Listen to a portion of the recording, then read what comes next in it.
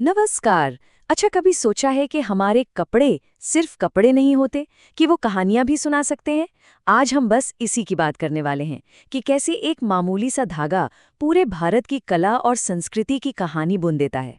तो सवाल यही उठता है कि भाई एक साधारण सा दिखने वाला धागा आखिर किसी देश की पूरी कहानी कैसे कह सकता है। यही वो सवाल है जो हमें भारत की खूबसूरत और पेचीदा कढ़ाई की दुनिया में लेकर जाएगा।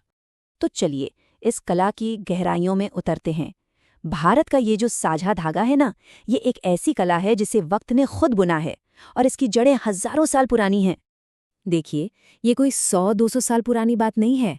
हम बात कर रहे हैं हजारों सालों की। सोचिए जरा, सिंधु घाटी सभ्यता। वहां खुदाई में कांसे और तांबे की सुइयां मिली जो बताती हैं कि कढ़ाई तब भी होती थी। फिर थोड़ा आगे आए, 4वीं सदी ईसा पूर्व में मेगस्थनीज नाम के एक यूनानी यात्री ने लिखा था कि कैसे राजा महाराजा के कपड़ों पर सोने से कमाल की कारीगरी होती थी। और ये सिलसिला चलता रहा। 13वीं सदी में मार्को पोलो ने भी भारत के इस हुनर की खूब तारीफ की।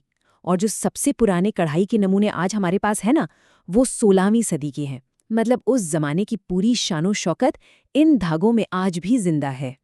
तो कढ़ाई है क्या असल में? बहुत सीधी सी बात है। ये सुई या हुक से कपड़े को सजाने की कला है। एक ऐसा तरीका जहां धागों के जरिए हम अपनी क्रिएटिविटी को, अपनी सोच को कपड़े पर उतारते हैं। सिंपल, लेकिन कितनी पावरफुल कला है ना? चलिए अब अपनी यात्रा शुरू करते हैं भारत के उत्तरी इलाकों से। सबसे पहले चलते हैं कश्मीर और पंजाब और देखते हैं कि कैसे यहाँ का माहौल और कल्चर इस कला को एक बिल्कुल अलग रूप देता है। ये देखिए, ये है कश्मीर की मशहूर कशीदाकारी। इसकी सारी प्रेरणा कश्मीर की खूबसूरत वादियों से ही आती है।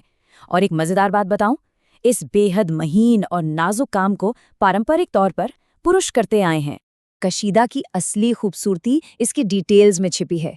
इसे सूती, ऊनी या रेशमी कपड़े पर किया जाता है और सैटिन और चेन स्टिच जैसे बहुत नाजुक टांकों का इस्तेमाल होता है। और इसके डिज़ाइंस, वो तो सीधे सीधे कश्मीर की वादियों से उठाए गए हैं। कभी चहचहाते किंगफिशर, तो कभी रंग बिरंगी तितलियां, चिनार के पत्ते। ऐसा लगता है जैसे हर टांके में वहां की कुदरत की एक झलक कैद हो। तो कश्मीर की उस नाजुक कला से अब आगे बढ़ते हैं और चलते हैं पंजाब की ओर। यहाँ कढ़ाई का अंदाज बिल्कुल बदल जाता है। यहाँ ये ज्यादा बोल्ड, ज्यादा जियोमेट्रिकल और एकदम जश्न मनाने वाले मूड की हो जाती है। पंजाब में फुलकारी और बाग, ये दो नाम बहुत फेमस हैं। कमाल की बात यह है कि तकनीक एक ही है पर मकसद एकदम अलग।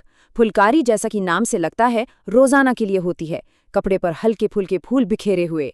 लेकिन बाग, अरे बाग का तो मतलब ही है बगीचा। ये खास मौकों के लिए होता है। इसमें पूरा का पूरा कपड़ा धागों के घने रंगीन बगीचे से ढक जाता है, 1 इंच भी खाली नहीं छोड़ते। और हाँ, यहाँ एक बहुत ही दिलचस्प रिवाज भी है। अक्सर कढ़ाई में एक छोटा सा डिजाइन, जिसे नजरबूटी कहते हैं, उसे जानबूझकर अधूरा छोड़ दिया जाता है या फिर किसी एकदम अलग रंग से बना दिया जाता है। इसके पीछे मान्यता ये है कि ऐसा करने से बुरी नजर नहीं लगती। ये छोटी छोटी बातें ही तो इस कला को इतना खास बनाती हैं।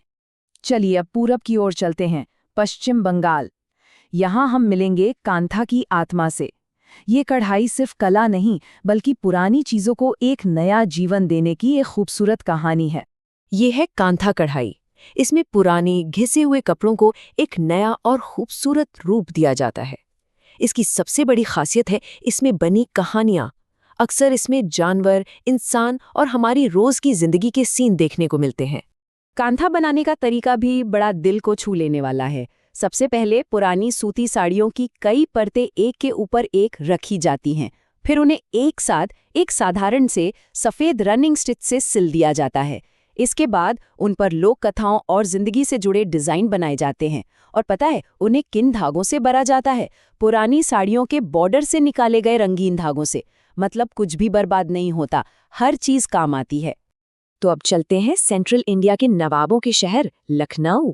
यहाँ हम देखेंगे चिकनकारी की नज़ाकत, एक ऐसी कला जो अपनी बारीकी और टेक्निकल परफेक्शन के लिए जानी जाती है।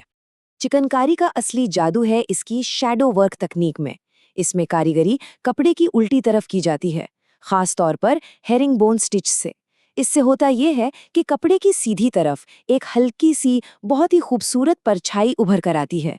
इसका इफेक्ट इतना नाजुक और हवादार होता है कि बस देखते ही बनता है।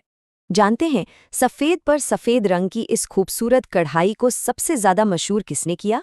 मुग़ल बादशाह जहांगीर की बेगम नूरजहां ने। शाही दरबार की पसंद बनने के बाद इस कला को एक नई ही पहचान मिल गई। तो अब हम अपनी इस यात्रा के आखिर में आ गए हैं। तो चलिए अब इन सभी अलग अलग परंपराओं को एक साथ रखकर देखते हैं और उस एक साझे धागे को ढूंढते हैं जो इन सबको जोड़ता है। तो सबसे ज़रूरी बात क्या है? यही कि कश्मीर के बर्फीले पहाड़ों से लेकर बंगाल के हरे भरे मैदानों तक एक ही धागा है जो प्रकृति, विश्वास और परिवार की अनगिनत कहानियों को एक साथ पिरोता है। हर एक टांका अपने आप में एक कहानी है।